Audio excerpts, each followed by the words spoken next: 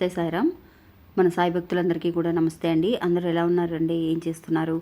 ఈరోజు వీడియోలోకి వెళ్లే ముందు బాబా గారి ఆశీస్సులు మీ అందరికీ దొరకాలని మనస్ఫూర్తిగా కోరుకుంటున్నాను. ఇంకా ఈరోజు బాబా ఏమంటున్నారు అనంటే, బిడ్డ, నువ్వు ఎన్నో రోజుల నుంచి నీ జీవితంలో ఎదుగుదల రావాలి అని ఎదురు చూస్తూ ఉన్నావు. అలాంటి ఎదుగుదల అనేది నీకు కనిపించేటప్పుడు నీ జీవితంలో ఈ 3 సంకేతాలు నీకు కనిపిస్తాయి. అలాంటి క్షణంలో నేనే నీకు కనిపించాను అని అనుకో తల్లి అని చెప్పి బాబా మనకి ఈరోజు ఒక మంచి సందేశాన్ని పంపిస్తున్నారండి. జీవితంలో ప్రతి ఒక్కళ్ళకి కూడా ఎదగాలన్న ఆశ అనేది ఉంటుందండి. అలా ఎదగడానికి మనం ప్రయత్నిస్తూ ఉన్నప్పుడు ఒక్కొక్క స్టెప్పుగా మనం పైకొస్తూ ఉంటాం. అలాంటి స్టెప్స్లో మనకి ఒక 3 సంకేతాలు, 3 ముఖ్యమైన విషయాలు బాబా మనం గమనించగలగాలి అని అంటున్నారు. ఏంటి ఆ ముఖ్యమైన విషయాలు అనేది ఈరోజు వీడియోలో తెలుసుకుందాం. ఇంకా వీడియోలోకి వెళ్ళడానికి ముందుగా మన ఛానల్ని ఎవరైతే కనుక కొత్తగా చూస్తున్నారో వాళ్ళు ప్లీజ్ సబ్స్క్రైబ్ చేసుకొని చూడండి. వీడియో నచ్చితే కనుక ఒక చిన్న లైక్ చేసి మీ ఫ్రెండ్స్కి కూడా షేర్ చేయండి. మీరు ఇంతవరకు కూడా ఎంతోమంది దగ్గర జ్యోతిష్యం చెప్పించుకొని అలసిపోయి ఉంటారు. కానీ నేను ఒక గురువు గారి గురించి తెలియజేస్తానండి. ఈ గురువుగారండి ఆదికొండ దేవత పూజారి సుబ్రహ్మణ్యరాజు గారు. ఈయన ఫోన్ నెంబర్ 9347293375 అండి. మాకు జీవితంలో ఎన్నో మార్పులను తీసుకొచ్చారండి ఈయన. అందువల్లే మీ అందరికీ కూడా తెలియజేస్తున్నాను. ఈ గురువుగారు చెప్పింది చెప్పినట్టుగా జరుగుతుందండి. అది కూడా కొన్ని రోజులలోనే. అంటే భార్యాభర్తల మధ్య గొడవలు, విదేశీ ప్రయాణం ఆలస్యం అవడం, ప్రేమ, పెళ్లి, సంతానం లేకపోవడం, కోర్టు సమస్యలు, గృహము మరియు కుటుంబ సమస్యలు, ధనం అనేది చేతిలో నిలబడకపోవడం, నమ్మిన వ్యక్తి మోసం చేయటం, స్త్రీలకు పురుషులకు సంబంధించిన గుప్త సమస్యలు ఎటువంటివైనా సరే కొద్ది రోజులలోనే పరిష్కరిస్తున్నారండి. అది కూడా ఒక ఫోన్ కాల్ ద్వారా. మీరు ఒకసారి ఆయనకి కాల్ చేసి చూడండి. ఇంకా వీడియోలోకి వెళ్దామండి. ఎదుగుదల అనంటే ఏంటండి? డబ్బు పరంగా మాత్రమే మనం ఎదగగలగాల, లేదంటే కనుక జీవితంలో మనం ఎన్నో రకాలుగా తెలుసుకోవాల్సిన కొన్ని విషయాల ద్వారా జీవితం అనేది మనకి ఎదుగుదలను చూపిస్తుందా అనే విషయాన్ని ఈరోజు బాబా చెప్పే మాటల ద్వారా తెలుసుకుందామండి. ఎదుగుదల అంటే ఉన్న కష్టాలన్నీ కూడా మనకి తొలగిపోయి డబ్బు పరంగా, ఫినాన్షియల్గా ఎలాంటి కష్టాలు లేకుండా ఒకళ్ళ దగ్గర చేయి చాచకుండా ఉండాలన్నది అందరి ఆలోచన అండి. మనీ అనేది అందరికీ ఒక ముఖ్యమైన ఒక సమస్యగా మిగిలిపోతుంది. ఎంత డబ్బు మనం సంపాదించినా కూడా ఏదో ఒక సమస్యలు మనకు వస్తూనే ఉన్నాయి. అలాంటి సమస్యలు అనేవి అన్నీ కూడా మనం పక్కన పెడితే మన ఎదుగుదలని ముందుకు తీసుకువెళ్ళడానికి బాబా చూపించబోయే 3 సంకేతాలు ఏంటి అనేది తెలుసుకుందాం. ముందు ఉన్న విషయాలకి ఇప్పుడు మనకి ఆ ఎదుగుదలలో ఫస్ట్ ఒక్క మెట్టన మనం ఎక్కగలిగామా, మనం ముందుకు వెళ్ళబోతున్నామా అని చెప్పడానికి బాబా చూపించే సూచనలు ఏంటి అని అంటే, ముఖ్యంగా ఈ సూచనలు ఎప్పుడైతే కనుక నీలో కనిపిస్తున్నాయో అప్పుడు నన్ను నువ్వు చూస్తున్నావని అనుకో తల్లి, సాక్షాత్తు నేనే నీ ఎదురుగా ఉన్నాను అని చెప్పి అనుకో అని మనకి తెలియజేస్తున్నారండి.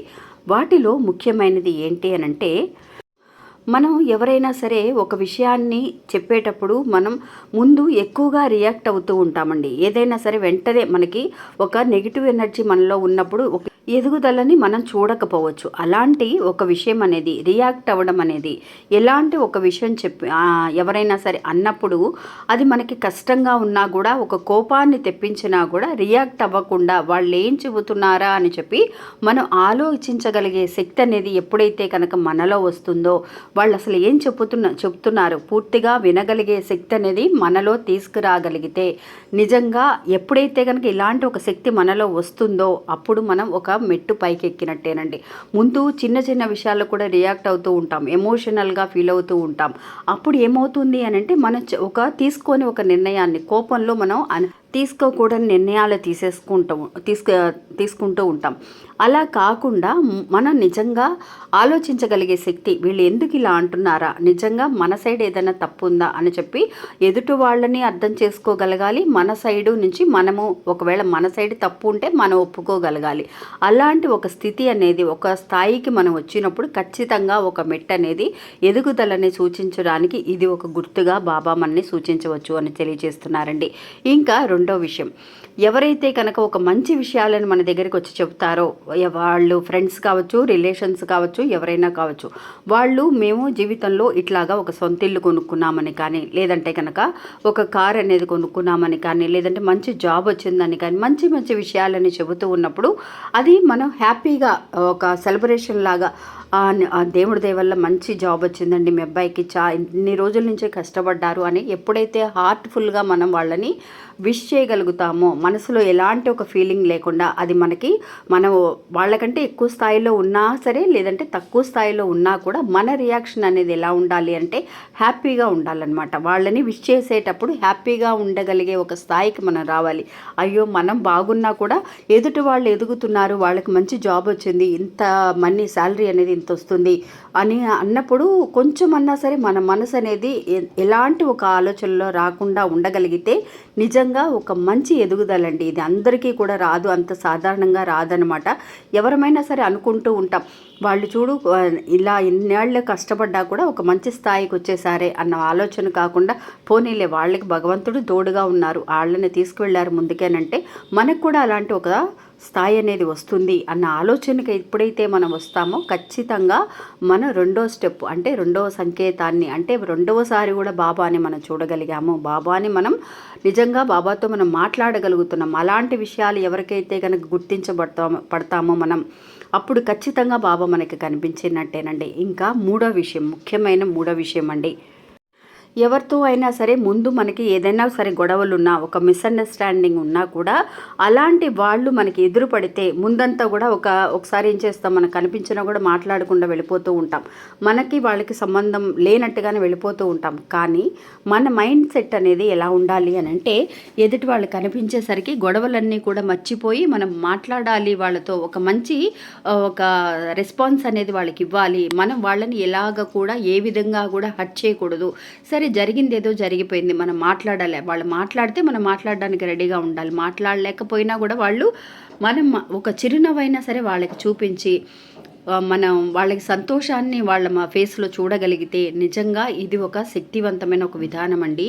అందరము కూడా తెలుసుకోవాల్సిన ఒక విషయం. పాత గొడవలన్నీ కూడా మనం నెమరు వేసుకుంటూ బాధపడుతూ ఉండే కంటే అన్నీ కూడా మర్చిపోయి హ్యాపీగా ఎప్పుడైతే కనుక మనం ఉండగలుగుతామో ఖచ్చితంగా ఆ విశ్వం అనేది మనతో మాట్లాడుతుందండి. ఇలాంటి వాళ్ళని ఎందువల్ల అంటే, అలాంటి వాళ్ళు మన ఎదుటి పడాలి అని అన్నా కూడా ఆ భగవంతుడి దయ అనేది ఉండాలి, లేదంటే ఆ విశ్వం అన్నా సరే మనకి ఇలాంటి వాళ్ళు ఎదుటి పడితే వీళ్ళ రియాక్షన్ అనేది ఎలా ఉంది, వీళ్ళు కొంచెమైనా సరే ముందు ఉన్నదానికంటే మనలో మార్పు తీసుకొచ్చింది అని అంటే ఖచ్చితంగా మనలో ఎదుగుదల అనేది కనిపిస్తుంది అని అర్థం అండి.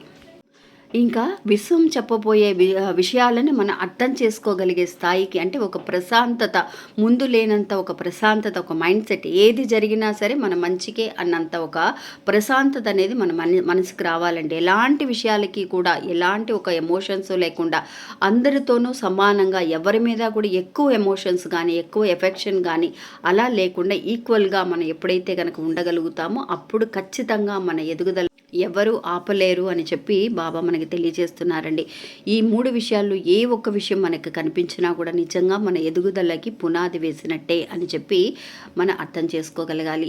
ఇంకా ఇది ఫ్రెండ్స్ ఈరోజు మన వీడియో. ఈ వీడియో కూడా మీ అందరికీ ఒక నమ్మకాన్ని, ధైర్యాన్ని ఇస్తుందని అనుకుంటున్నా. నచ్చితే కనుక ఒక చిన్న లైక్ చేయడం మాత్రం మర్చిపోకండి. నమస్తే, సాయిరామ్.